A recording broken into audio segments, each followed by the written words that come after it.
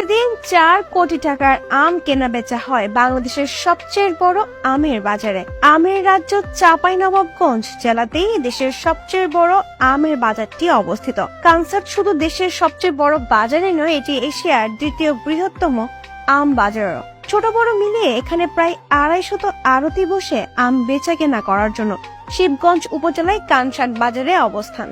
আমের মৌসুমে এই কানসাট জেলা শহরের চেয়ে জমজমাট থাকে। প্রতি আমের মৌসুমে দেশের এই বৃহত্তর আম বাজারে প্রায় 100 কোটি টাকার বেশি আমের বেচা কেনা হয়। প্রতিদিনই সকাল থেকে দুপুর পর্যন্ত এখানে কাঁচা আম এবং বিকেল 3টে থেকে রাত 12টা পর্যন্ত বিক্রি হয় পাকা আম। আমের মৌসুমে এই বাজারের যেদিকেই চোখ যাবে সেদিকে শুধু আম আর আম দেখতে পাবেন। জেলার বিভিন্ন উপজেলা থেকে এখানে আম নিয়ে হাজির হন ব্যবসায়ীরা।